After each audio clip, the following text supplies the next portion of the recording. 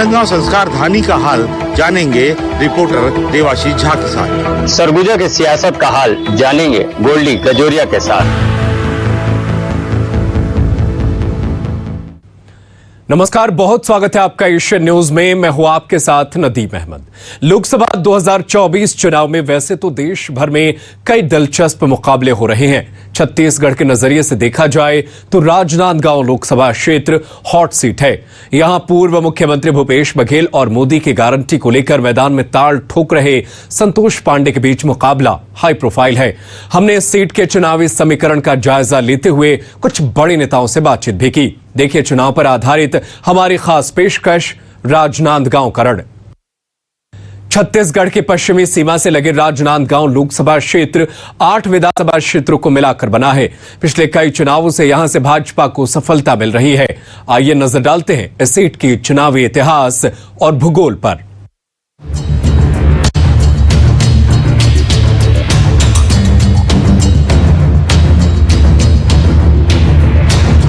अपने गौरवशाली इतिहास और महान साहित्यकारों की धरती के लिए विख्यात राजनांदगांव 1952 में लोकसभा क्षेत्र के रूप में अस्तित्व में आया।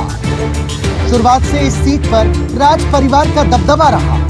मोतीलाल वोरा, डॉक्टर रमन सिंह, देवव्रत सिंह ने इस क्षेत्र से चुनकर संसद में नुमाइंदगी की। नए जिले बनने के बाद इस सीट का फैलाव 4 जिलों तक है। इस लोकसभा में पंडरिया, कवर्धा, खैरागढ़, डोंगरगढ़, राजनांदगांव, डोंगरगांव, खुज्जी और मोहला मानपुर विधानसभा क्षेत्र शामिल हैं। हाल ही में हुए विधानसभा चुनाव में 3 सीट पंडरिया, कवर्धा और राजनांदगांव पर भारतीय जनता पार्टी को जीत मिली, जबकि 5 सीट खैरागढ़, डोंगरगढ़, डोंगरगांव, खुज्जी और मोहला मानपुर पर कांग्रेस ने कब्जा जमाया।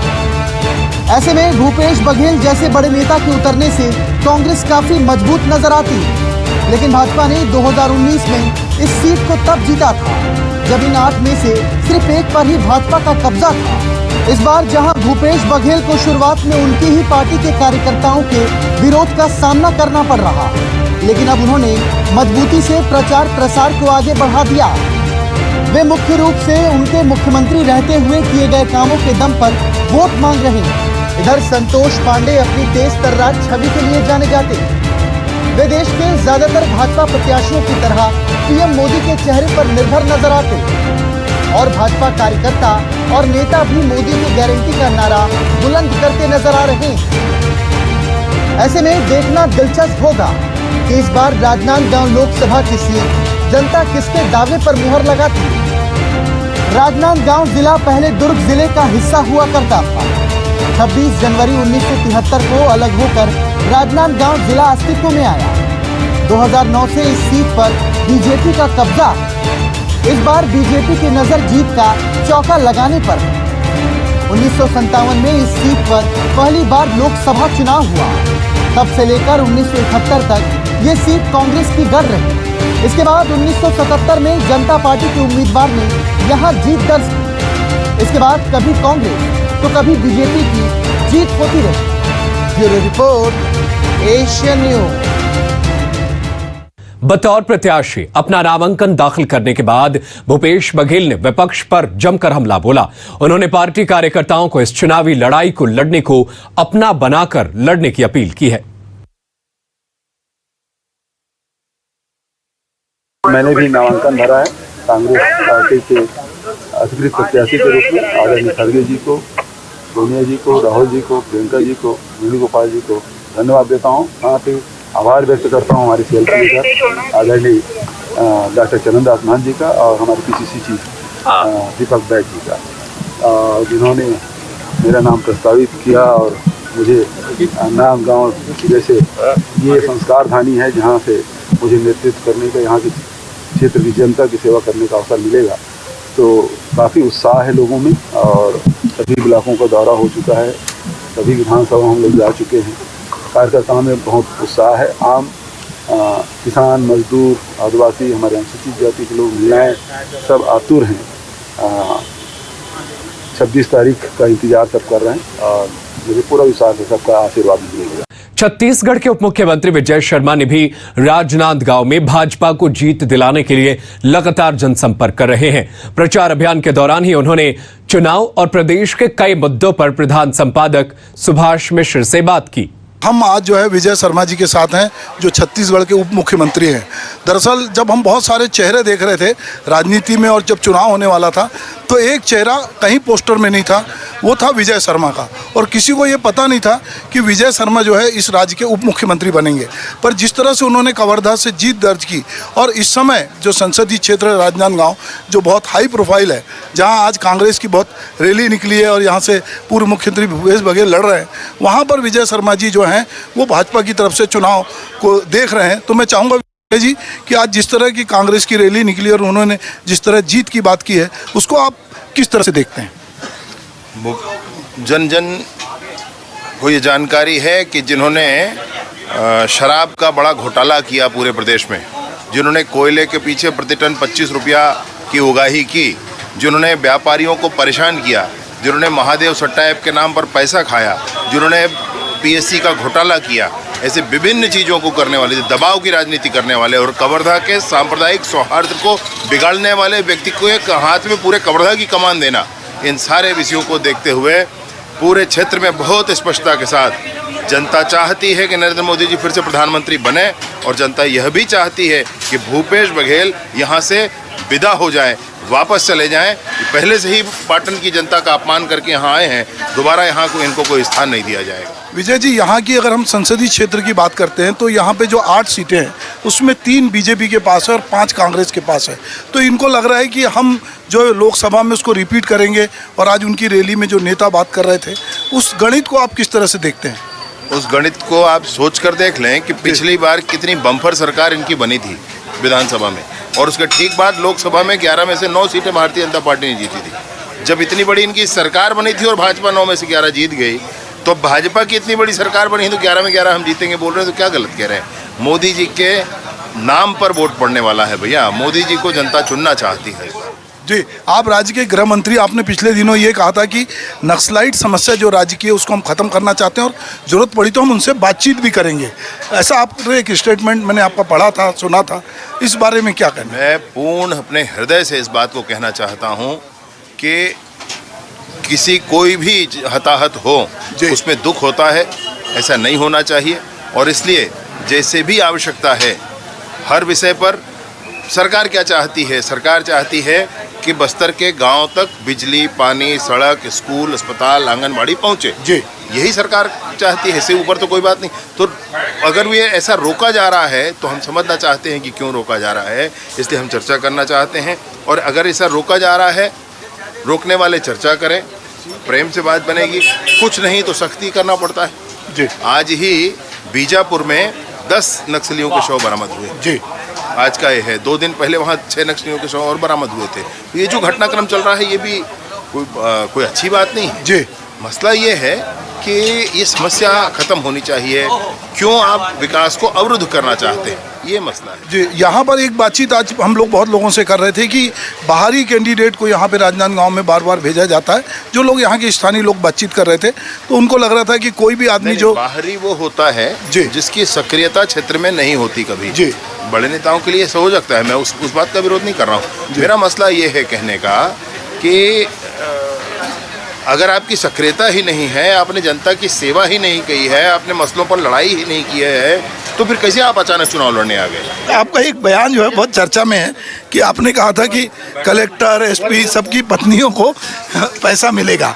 तो लोग कई जगह आपके बयान को कोट करते हैं कि विजय शर्मा जी ने ऐसा कहा था, पर अब उसमें 70 लाख महिलाओं को ही ये पैसा मिल रहा है महतारी वंदन का। निसंदेह ऐसा है। उसके बीच में बहुत सारी बातें हुई जिनको बिल्कुल ही आवश्यकता नहीं है जी, उनको देने की कोई बात नहीं है। फिर भी अगर वो चाहते हैं कि हमको चाहिए है, वो एप्लीकेशन डाल सकते हैं, उस पर भी विचार किया जाएगा, ऐसा माननीय मुख्यमंत्री जी ने कहा।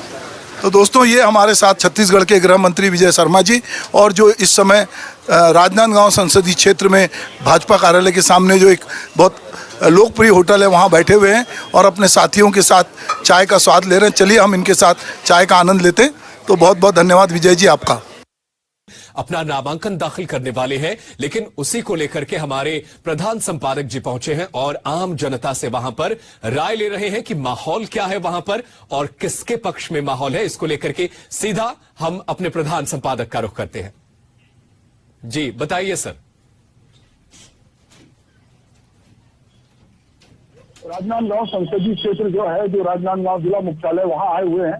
आज यहां पर प्रदेश के पूर्व मुख्यमंत्री भूपेश बघेल जी अपना उम्मीदवार घोषित किया है।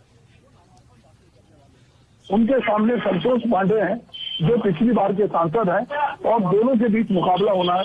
पूरे राजनांदगांव संसदीय क्षेत्र में एक बड़ी हाइट बनी हुई है, क्योंकि छत्तीसगढ़ की जो 11 सीटें हैं उसमें सबसे ज्यादा प्रतिष्ठापूर्ण सीट जो है वो राजनांदगांव बन गई है, क्योंकि भूपेश बघेल कांग्रेस का छत्तीसगढ़ का चेहरा है और कांग्रेस ने उन पर दांव लगाया है और वो अपने लाव लश्कर अभी थोड़ी देर बाद जो है वो फॉर्म भरने आएंगे। राजनांदगांव में इस समय जो माहौल है उसमें अलग अलग जगह देख रहे हैं कि पूरी गलियों में भाजपा और कांग्रेस के झंडे लगे हुए हैं। हम इस समय राजनांदगांव की धड़कन कही जाने वाली मानव मंदिर जो होटल है, जो सबसे पुरानी होटल है, वहां पर खड़े हैं और वहां से हमने बहुत सारे लोगों से अलग अलग तरीके से बात की। तो एक पूरा ऐसा माहौल है जो लगातार छत्तीसगढ़ को वाइब्रेंट करेगा, क्योंकि भूपेश बघेल जिस तरह के नेता हैं, पूरी बीजेपी के नेता हैं, पूरी बीजेपी लगातार, चूंकि उन्होंने जिस तरह के वो बयान देते रहे हैं, अभी उन्होंने ईवीएम को लेकर जो बातचीत कही और उन्होंने बैलेट पेपर से का आह्वान किया है कि ज्यादा से ज्यादा लोग फॉर्म भरें। उन्होंने लगातार, वो बहुत आक्रामक नेता हैं, तो इसलिए बीजेपी की पूरी कोशिश है कि किसी भी तरह जो यहाँ से भूपेश बघेल की जीत ना हो और संतोष पांडे जीते। दूसरी तरफ भूपेश बघेल पूरी तरह से लगे हुए हैं कि वो इस बार यहाँ से अपनी जीत दर्ज कराएं। ये वो संसदीय क्षेत्र है जहाँ से अभी वर्तमान में 3 बार के पूर्व मुख्यमंत्री रमन सिंह जो हैं वो यहाँ से विधायक हैं और अभी विधानसभा के अध्यक्ष हैं। हम पहले की बात करें तो मोतीलाल वोरा भी यहाँ से चुन के गए हैं। तो ये सीट जो है, अभिषेक सिंह जो है रमन सिंह के बेटे, वो भी यहाँ से उन्होंने नेतृत्व किया है। तो राजनांदगांव की सीट इस समय छत्तीसगढ़ की सबसे हार्ड सीटों में है। तो हमने सोचा कि क्यों ना जाएं और जाकर जो नामांकन भरा जा रहा है, जो माहौल है, उससे अपने दर्शकों को अवगत कराएं। हमारे साथ हमारे जो स्थानीय सहयोगी हैं वो हमारे साथ हैं। मैं सबसे पहले विवेक मिश्रा से बात करूंगा कि वे यहाँ के पत्रकार हैं, कि वो इस पूरे माहौल को किस तरह से देख रहे हैं। जी, यहाँ का माहौल तो अभी बहुत ही बढ़िया है। यहाँ पे आज भूपेश जी का नामांकन दाखिल होना है 12 बजे और वो वहाँ से निकल गए हैं और सीधे कलेक्ट्रेट आएंगे और वहाँ पे नामांकन भरेंगे। जी देवाशीष, मैं आपसे चाहूंगा कि आप बताएं यहाँ के बारे में। राजनांदगांव में लगातार मीडिया की आम दरफ्त बनी हुई है और लगातार मीडिया आ रहा है। हम भी ये देखने आए हैं कि ये संसदीय क्षेत्र में किस तरह का माहौल है। जी देखिए, चुनाव बहुत टफ है क्योंकि एक तरफ दूसरी बार संतोष पांडे जी चुनाव लड़ रहे हैं। वो इसलिए टफ पड़ेगा क्योंकि इनकम्बेंसी आती है और भूपेश जी के साथ ये है कि जाना हुआ चेहरा है, ओबीसी नेता है, किसानों के लिए काम किया है। तो ये चुनाव एक तरफ मोदी है और एक तरफ भूपेश के काम है। आज ये वाला चुनाव भूपेश के काम और मोदी के बीच की लड़ाई है। देखा जाए तो अगर भूपेश जी अच्छी तरीके से चीजें प्रस्तुत करते हैं तो स्वाभाविक है वो जीत सकते हैं। संभावना है दोनों टक्कर में, टक्कर का मुकाबला है सर। तो बीजेपी का नारा है इस बार की अब की बार 400 पार, और 400 पार करने के लिए बीजेपी जो भी संभव है, चाहे वो कांग्रेसियों का बीजेपी प्रवेश हो, चाहे वो अलग अलग तरीके से रणनीति हो, चाहे उनके कार्यकर्ताओं को मोटिवेट करने की बात हो, माइक्रो मैनेजमेंट हो, इन सब में बीजेपी बहुत आगे है। पर जैसे कि हमारे साथी कह रहे हैं कि संतोष पांडे पुराने सांसद हैं और हो सकता है कि उनके कामकाज से लोग नाराज हों, पर संतोष पांडे को मोदी मैजिक पे भरोसा है, मोदी गारंटी पे भरोसा है। तो हम, हमारे साथ जो कुछ साथी खड़े हैं यहाँ के, जो स्थानीय नागरिक हैं, नेता हैं, हम उनसे भी बात करेंगे। जी, सूर्यकांत जैन, अध्यक्ष ब्लॉक कांग्रेस कमेटी राजनांदगांव। अभी ऐसा कोई मोदी मैजिक वगैरह अब सब खत्म हो चुका है। लोगों को सच्चाई समझ आ चुकी है और बढ़ती हुई महंगाई ने सबकी कमर ढीली करके रख दी है। अगर मोदी जी ने ईवीएम को हैक करने का गलत तरीका नहीं अपनाया तो ये 100 सीट के अंदर आ जाएगी। 400 पार का आंकड़ा तो बहुत दूर की बात है, क्योंकि जनता त्रस्त है। और ये बात मैं अकेला कह रहा हूँ, मैं कांग्रेस का कार्यकर्ता हूँ इसलिए नहीं, ये आम जनता की आवाज है। सबके घर का खर्च का जो आंकड़ा है वो बिगड़ चुका है। राशन से लेकर के गैस सिलेंडर तक सब चीजें इतनी महंगी हो चुकी हैं। जी, तो आप देख रहे हैं कि जो कांग्रेस से जुड़े लोग हैं वो ईवीएम पे लगातार अटैक कर रहे हैं। उनको लगता है कि अगर ईवीएम हैक ना किया गया और कोई गड़बड़ी नहीं हुई तो इस बार जो 400 पार का नारा है वो 400 पार कतई नहीं होने वाला है। और वो महंगाई की बात कर रहे हैं, बेरोजगारी की बात कर रहे हैं। वो कह रहे हैं कि मोदी मैजिक नहीं है।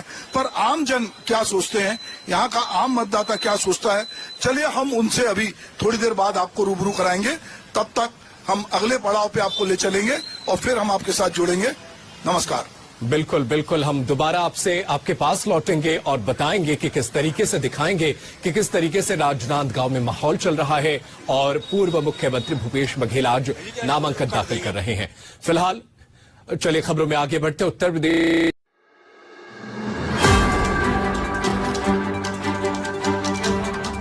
अपना नामांकन दाखिल करने वाले हैं, लेकिन उसी को लेकर के हमारे प्रधान संपादक जी पहुंचे हैं और आम जनता से वहां पर राय ले रहे हैं कि माहौल क्या है वहां पर और किसके पक्ष में माहौल है। इसको लेकर के सीधा हम अपने प्रधान संपादक का रुख करते हैं।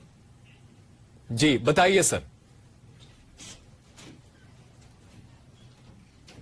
राजनांदगांव संसदीय क्षेत्र जो है, जो राजनांदगांव जिला मुख्यालय, वहां आए हुए हैं। आज यहां पर प्रदेश के पूर्व मुख्यमंत्री भूपेश बघेल जी अपना उम्मीदवार घोषित किया है। उनके सामने संतोष पांडे हैं जो पिछली बार के सांसद हैं और दोनों के बीच मुकाबला होना है। पूरे राजनांदगांव संसदीय क्षेत्र में एक बड़ी हाइट बनी हुई है, क्योंकि छत्तीसगढ़ की जो 11 सीटें हैं इसमें सबसे ज्यादा प्रतिष्ठापूर्ण सीट जो है वो राजनांदगांव बन गई है, क्योंकि भूपेश बघेल कांग्रेस का छत्तीसगढ़ का चेहरा है और कांग्रेस ने उन पर दांव लगाया है और वो अपने लाव लश्कर अभी थोड़ी देर बाद जो है वो आम भरने आएंगे। राजनांदगांव में इस समय जो माहौल है उसमें अलग अलग जगह देख रहे हैं कि पूरी गलियों में भाजपा और कांग्रेस के झंडे लगे हुए हैं। हम इस समय राजनांदगांव की धड़कन कही जाने वाली मानव मंदिर जो होटल है, जो सबसे पुरानी होटल है, वहां पर खड़े हैं और वहां से हमने बहुत सारे लोगों से अलग अलग तरीके से बात की। तो एक पूरा ऐसा माहौल है जो लगातार छत्तीसगढ़ को वाइब्रेंट करेगा, क्योंकि भूपेश बघेल जिस तरह के नेता हैं, पूरी बीजेपी के नेता हैं, पूरी बीजेपी लगातार, चूंकि उन्होंने जिस तरह के बयान देते रहे हैं, अभी उन्होंने ईवीएम को लेकर जो बातचीत कही और उन्होंने बैलेट पेपर से का आह्वान किया है कि ज्यादा से ज्यादा लोग फॉर्म भरें। उन्होंने लगातार, वो बहुत आक्रामक नेता हैं, तो इसलिए बीजेपी की पूरी कोशिश है कि किसी भी तरह जो यहाँ से भूपेश बघेल की जीत ना हो और संतोष पांडे जीते। दूसरी तरफ भूपेश बघेल पूरी तरह से लगे हुए हैं कि वो इस बार यहाँ से अपनी जीत दर्ज कराएं। ये वो संसदीय क्षेत्र है जहाँ से अभी वर्तमान में 3 बार के पूर्व मुख्यमंत्री रमन सिंह जो हैं वो यहाँ से विधायक हैं और अभी विधानसभा के अध्यक्ष हैं। हम पहले की बात करें तो मोतीलाल वोरा भी यहाँ से चुन के गए हैं। तो ये सीट जो है, अभिषेक सिंह जो है रमन सिंह के बेटे, वो भी यहाँ से उन्होंने नेतृत्व किया है। तो राजनांदगांव की सीट इस समय छत्तीसगढ़ की सबसे हार्ड सीटों में है। तो हमने सोचा कि क्यों ना जाएं और जाकर जो नामांकन भरा जा रहा है, जो माहौल है, उससे अपने दर्शकों को अवगत कराएं। हमारे साथ हमारे जो स्थानीय सहयोगी हैं वो हमारे साथ हैं। मैं सबसे पहले विवेक मिश्रा से बात करूंगा कि वे यहाँ के पत्रकार हैं, कि वो इस पूरे माहौल को किस तरह से देख रहे हैं। जी, यहाँ का माहौल तो अभी बहुत ही बढ़िया है। यहाँ पे आज भूपेश जी का नामांकन दाखिल होना है 12 बजे और वो वहाँ से निकल गए हैं और सीधे कलेक्ट्रेट आएंगे और वहाँ पे नामांकन भरेंगे। जी देवाशीष, मैं आपसे चाहूंगा कि आप बताएं यहाँ के बारे में। राजनांदगांव में लगातार मीडिया की आमदरफ्त बनी हुई है और लगातार मीडिया आ रहा है। हम भी ये देखने आए हैं कि ये संसदीय क्षेत्र में किस तरह का माहौल है। जी देखिए, चुनाव बहुत टफ है, क्योंकि एक तरफ दूसरी बार संतोष पांडे जी चुनाव लड़ रहे हैं। वो इसलिए टफ पड़ेगा क्योंकि इनकम्बेंसी आती है और भूपेश जी के साथ ये है कि जाना हुआ चेहरा है, ओबीसी नेता है, किसानों के लिए काम किया है तो ये चुनाव एक तरफ मोदी है और एक तरफ भूपेश के काम है। आज ये वाला चुनाव भूपेश के काम और मोदी के बीच की लड़ाई है। देखा जाए तो अगर भूपेश जी अच्छी तरीके से चीजें प्रस्तुत करते हैं तो स्वाभाविक है वो जीत सकते हैं। संभावना है दोनों टक्कर में, टक्कर का मुकाबला है सर। तो बीजेपी का नारा है इस बार कि अब की बार 400 पार, और 400 पार करने के लिए बीजेपी जो भी संभव है, चाहे वो कांग्रेसियों का बीजेपी प्रवेश हो, चाहे वो अलग अलग तरीके से रणनीति हो, चाहे उनके कार्यकर्ताओं को मोटिवेट करने की बात हो, माइक्रो मैनेजमेंट हो, इन सब में बीजेपी बहुत आगे है। पर जैसे कि हमारे साथी कह रहे हैं कि संतोष पांडे पुराने सांसद हैं और हो सकता है कि उनके कामकाज से लोग नाराज हों, पर संतोष पांडे को मोदी मैजिक पे भरोसा है, मोदी गारंटी पे भरोसा है। तो हम हमारे साथ जो कुछ साथी खड़े हैं यहाँ के, जो स्थानीय नागरिक हैं, नेता हैं, हम उनसे भी बात करेंगे। जी, सूर्यकांत जैन, अध्यक्ष ब्लॉक कांग्रेस कमेटी राजनांदगांव। अभी ऐसा कोई मोदी मैजिक वगैरह अब सब खत्म हो चुका है। लोगों को सच्चाई समझ आ चुकी है और बढ़ती हुई महंगाई ने सबकी कमर ढीली करके रख दी है। अगर मोदी जी ने ईवीएम को हैक करने का गलत तरीका नहीं अपनाया तो ये 100 सीट के अंदर आ जाएगी। 400 पार का आंकड़ा तो बहुत दूर की बात है, क्योंकि जनता त्रस्त है। और ये बात मैं अकेला कह रहा हूँ, मैं कांग्रेस का कार्यकर्ता हूँ इसलिए नहीं, ये आम जनता की आवाज है। सबके घर का खर्च का जो आंकड़ा है वो बिगड़ चुका है। राशन से लेकर के गैस सिलेंडर तक सब चीजें इतनी महंगी हो चुकी हैं। जी, तो आप देख रहे हैं कि जो कांग्रेस से जुड़े लोग हैं वो ईवीएम पे लगातार अटैक कर रहे हैं। उनको लगता है कि अगर ईवीएम हैक ना किया गया और कोई गड़बड़ी नहीं हुई तो इस बार जो 400 पार का नारा है वो 400 पार कतई नहीं होने वाला है। और वो महंगाई की बात कर रहे हैं, बेरोजगारी की बात कर रहे हैं, वो कह रहे हैं कि मोदी मैजिक नहीं है। पर आम जन क्या सोचते हैं, यहाँ का आम मतदाता क्या सोचता है, चलिए हम उनसे अभी थोड़ी देर बाद आपको रूबरू कराएंगे। तब तक हम अगले पड़ाव पे आपको ले चलेंगे और फिर हम आपके साथ जुड़ेंगे। नमस्कार। बिल्कुल बिल्कुल, हम दोबारा आपसे बड़ी खबर का रुख करते हैं। राजधानी रायपुर से बड़ी खबर है, सीएम साय का आज राजनांदगांव और बिलासपुर दौरा। दोपहर 12 बजे राजनांदगांव के लिए होंगे रवाना। नामांकन रैली में शामिल होंगे सीएम साय। भाजपा प्रत्याशी संतोष पांडे के नामांकन में होंगे शामिल। दोपहर 2:30 बजे बिलासपुर के लिए होंगे रवाना। बिलासपुर में कार्यकर्ता सम्मेलन में होंगे शामिल और शाम 5 बजे राजधानी रायपुर लौट आएंगे सीएम साय। उप मुख्यमंत्री अरुण साव भी रहेंगे मौजूद। तो बड़ी जानकारी आप तक पहुंचा रहे हैं, नामांकन रैली में शामिल होंगे। दरअसल राजनांदगांव हाई प्रोफाइल सीट है जहां से संतोष पांडे को भारतीय जनता पार्टी ने दोबारा मौका दिया है और यही वो सीट है जहां से पूर्व मुख्यमंत्री भूपेश बघेल चुनाव लड़ रहे हैं और उन्होंने अपना नामांकन दाखिल कर दिया है। तो वहीं संतोष पांडे भारतीय जनता पार्टी के नुमाइंदे के तौर पर नामांकन आज दाखिल करेंगे। इस दौरान मुख्यमंत्री विष्णुदेव साय भी मौजूद रहेंगे।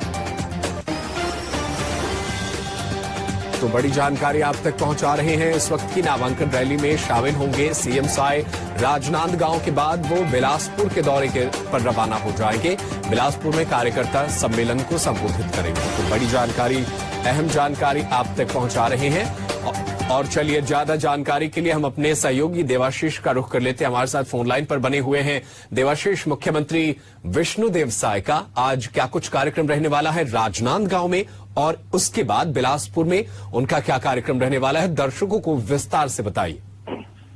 देखिए, आज राजनांदगांव में नामांकन का अंतिम दिन है और आज भाजपा नामांकन रैली की तैयारी कर रही। मुहूर्त के हिसाब से संतोष पांडे ने 2 दिन पहले भर दिया था, लेकिन आज जो है जो नामांकन भर रहे हैं वो एक रैली के साथ, जिसमें पूरे प्रदेश के बड़े नेता पहुंचने वाले हैं। एक बात इसमें और है कि कल 200 लोगों ने नामांकन पत्र लिया है। जो भूपेश बघेल की रणनीति है कि 385 लोग अगर नामांकन भर देते हैं तो बैलेट पेपर पे चुनाव होगा। तो आज का यहाँ का राजनांदगांव का चुनाव एक बहुत महत्वपूर्ण चुनाव होने वाला है, क्योंकि लगभग 350 कांग्रेस तैयारी कर रही है। 375 से ज्यादा नामांकन भरे। बिल्कुल बिल्कुल, अपनी बात पूरी कीजिए। बेहद हाँ जी, बड़ी जानकारी। तो ये चुनाव जो है, ये चुनाव बहुत कठिन चुनाव है, क्योंकि देखिए कल जो भूपेश बघेल की रणनीति थी, कल उसमें 200 लोग नामांकन पत्र लेके गए हैं और आज आखिरी दिन है। 385 लोगों को ने अगर नामांकन पत्र भर दिया तो बैलेट पेपर का एक कॉपी के साइज का होगा, डायरी के साइज का होगा। और दूसरी बात की भारत में पहली बार हो सकता है, अभी तक तो ऐसी दूसरी घटना नहीं घटी है, ऐसी कोई रणनीति नहीं रही है, तो ये शायद भारत में सबसे ज्यादा नामांकन भरने वाला शायद वो होगा, ये लोकसभा सीट होगी। बिल्कुल, मतलब देवाशीष, इसका साफ मतलब है कि जो बैलेट पेपर से चुनाव की बात कांग्रेस करती आ रही है, चुनाव आयोग बात नहीं मान रहा है। तो ये जो रणनीति बनाई गई है कि यहां पर 385 से ज्यादा उम्मीदवार लाओ और बैलेट से चुनाव करा लो, तो ये रणनीति से प्रयोग के तौर पर देखा जाएगा राजनांदगांव में।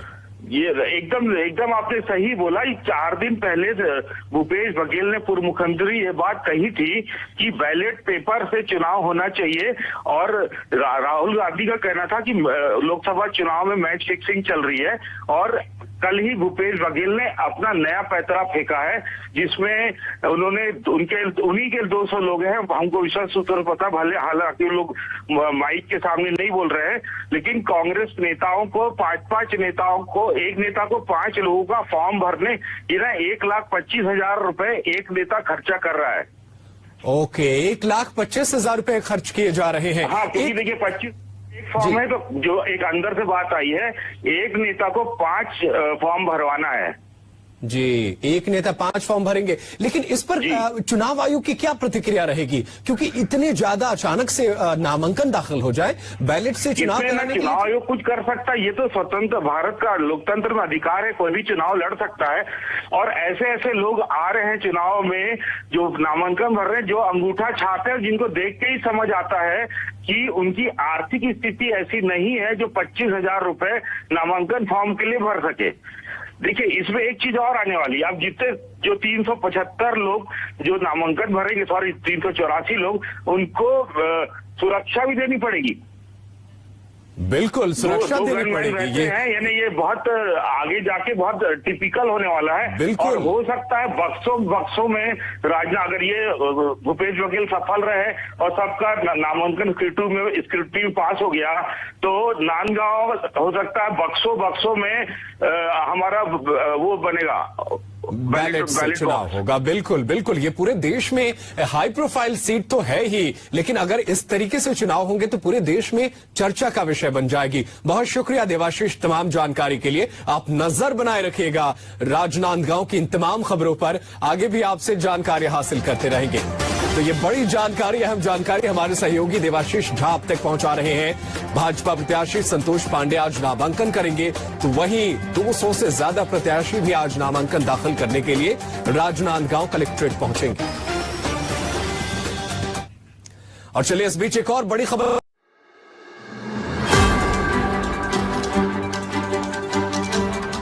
राजनांदगांव की अपनी खास सांस्कृतिक पहचान है, लेकिन चुनाव के इस दौर में ये राजनीतिक रूप से काफी गर्म है।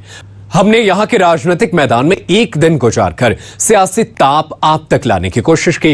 इस तरह की कोशिश हमारी दूसरी सीटों से भी होगी। फिलहाल हमें दीजिए इजाजत। नमस्कार।